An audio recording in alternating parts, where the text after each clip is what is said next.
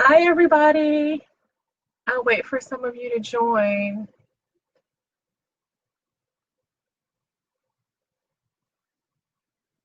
And I'm going to start live on Instagram too.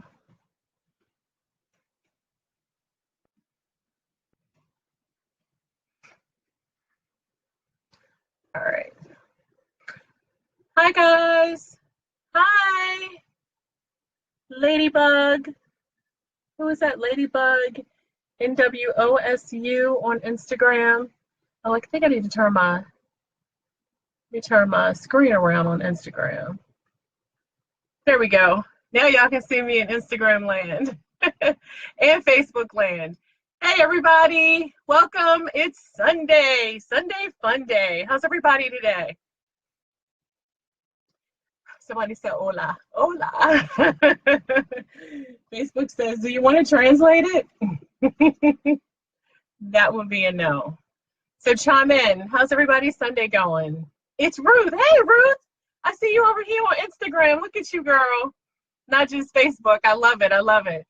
I'm new to Instagram too, so we're in this together. So I'm learning so much. So for y'all that don't know, I have you guys live on Instagram and Facebook. So I was just waiting for a few people to join. We have an exciting topic tonight. At least for me, I think it's exciting. Raj, you working tonight? Oh my goodness, are you here? Or did you go to Tennessee yet? Hey Cliff, Vanessa. All right. Uh-oh. I have a low battery over here on Instagram. I thought I charged my phone, but I think I have 20%, so I should be good for about 30 minutes over there. But if I lose you over here on Instagram, jump on Facebook and join me over here. All right, you guys ready to get started? Can I get a yes, yes, yes, yes, yes? All right. So today, I wanted to talk to you guys about finding your niche. And I think for all of us, some of us may struggle with, especially if you're breaking into a new industry, what is it that I want to do? What market do I want to serve? How do I know that I'll do well in that market? So I want to give you guys some tips on how to really find your niche and some things that you can do to kind of make that process a little bit easier. All right. So first, I think last week we talked about your passion. So I'm going to go back to that for just a quick second. But think about the things that you do really do well. What are those things and what industry do you want to work on? So hopefully you guys took some of that information from last week and you can apply it this week to using that to find your niche. Oh, you moved over from Instagram to over here. Okay. All right, but I'm still here on Instagram, so you guys can stay over there as well. And so that's key number one when you're talking about finding your niche. What do I do well? What industry do I want to work in? The next thing is, it's always asking yourself, what problem am I solving? Am I just going out here, hey, cousin Kim, am I just going out here jumping into a market that I have no clue what I'm doing, who I'm serving, what problem I'm solving? I never recommend that for anyone because you'll find yourself spinning your wheels, and that's not a good thing, especially if you're talking about investing your time, your energy, your money, your blood, sweat, your tears, because it can get very frustrating if you're trying to jump into a market that you're really not prepared to jump into and you don't really know what you're doing. And again, if this is your own baby, your own company, this is going to have to be something that you really love doing and that you're willing to lose some sleep over. Okay? So what problem am I solving? How many other people are solving that problem? Because now you're talking about, okay, this is my competition. How do I get to narrow down that niche just a little bit more? And then what makes you different? So how do you stand out? You know, it's a ton of, let's say, Dunkin' Donuts or ice cream shops. Everybody that knows me knows I love ice cream. I've loved ice cream since I was a kid. Every funny story I've ever told involves me and some ice cream. So let's say that I wanted to start a new business, and let's say I want to open an ice cream shop, right? That's gonna be my product, my ice cream shop. Well, we know people love ice cream. We know that there are a zillion ice cream places, stores, shops, drive-through sell ice cream. So what would I do different if this is what I felt like my passion was?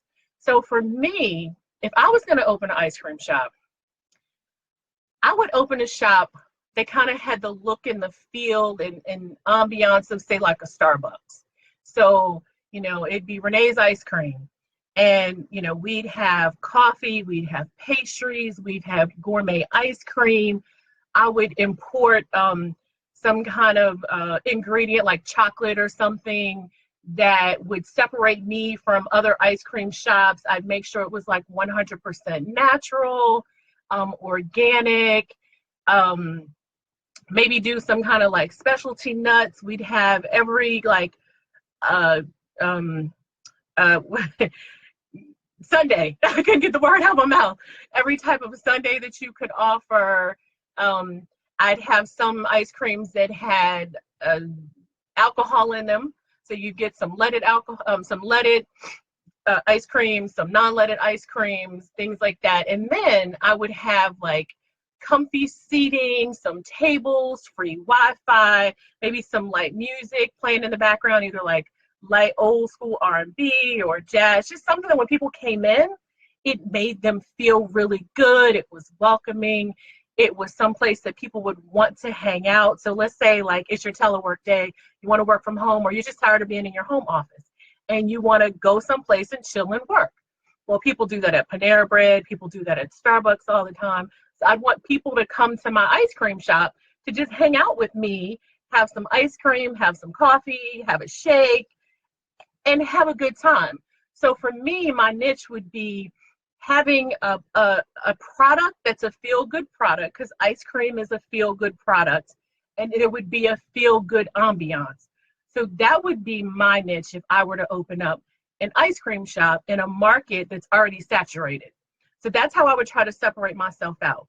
So for you guys, I would say think about what would make you different in a market that's already saturated, that people would then flock to you. Because think about even like Rihanna. She just opened up her Fenty brand.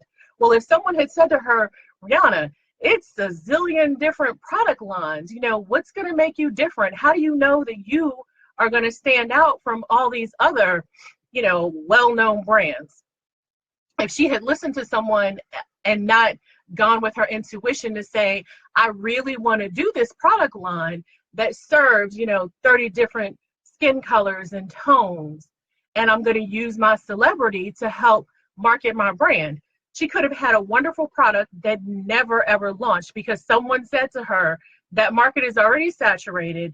You should think of something else to do. So if it's your passion, I say go for it every single time. Find someone, find a team. Teams are very important when you're talking about your brands. Find a team that's willing to help you, to stick by you, to give you the good, the bad, the ugly, but they're there with you. And if it's something that you're like, I'm not backing down, this is what I want to do, it's okay. Because even if you make a mistake along the way, those mistakes can be fixed and you can get into that market. Another example I wanted to give you guys is, let's say you have like a product, because products come out all the time, new inventions, things like that. So if you want to invent a product, think about things that people need, who your audience is going to be. And people love like baby and children's products because, a lot of times, especially first-time moms and dads, they'll buy almost anything that's cute, looks good, is functional, and is safe. So that's definitely a good market to go into. The lady, Joy, what's her last name? It starts with an M. That does the hangers. Joy, I can't think of her name. She started with QVC. So think about those kind of products. Like, it's a hanger. Hangers have been around forever. But she too said, hey, I want to invent this product. I think it's Joy Manigo.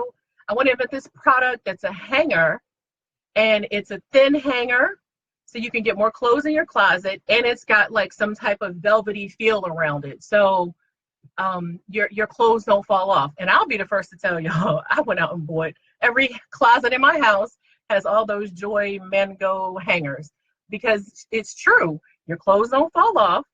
And instead of being able to get 20 things in my closet, I can now get 40. So every closet except my coat closet has those hangers. So it's okay to jump into a new market. All right, so the second thing, or the third thing I want you guys to do is research.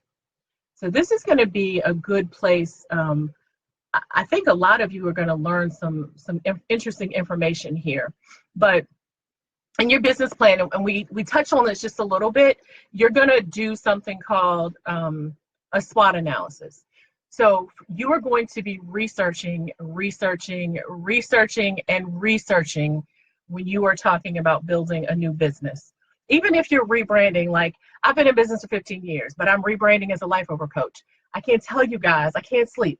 The number of hours that I'm spending researching, you know, going from serving a one-on-one client to now I'm serving audiences and I'm building an online store.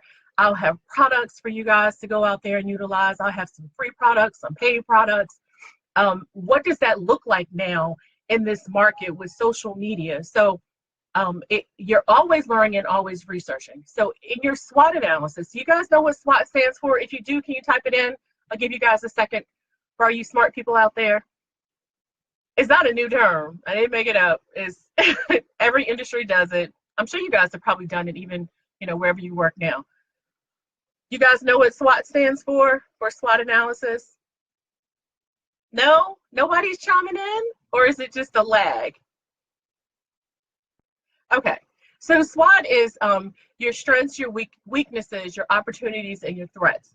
So in your business plan, especially if you're going to be showing this to a lender or a private money investor, you're going to have to do this.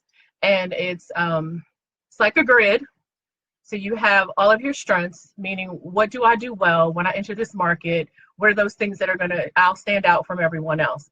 Then your weaknesses. So what are those areas that I really need to pay special attention to? And I'll probably either need to hire someone to help me, or it'll be an area that I know that I'll be weak in for a little while, but here's my plan to be stronger in that area. Then opportunities. So what are your opportunities in this market? So that goes back to what makes you different and who you're serving and what need are you serving that's not currently being met. So those are opportunities, right? Then threats. What are things that are threats in your industry or threats to your personal business that you're starting? And you can always turn threats into opportunities. So those are things that you'll be laying out. So research. We're going to go back to that. Research. You guys hear me? And I'm very serious in the research. You have to know everything that's going on in your industry in order to be successful. So how do we research? Well, everyone knows you can get on the internet and probably research your life away and find a bunch of stuff. So you're going to research your competitors, you're going to research your customers, and you're going to research your market changes as well as your product.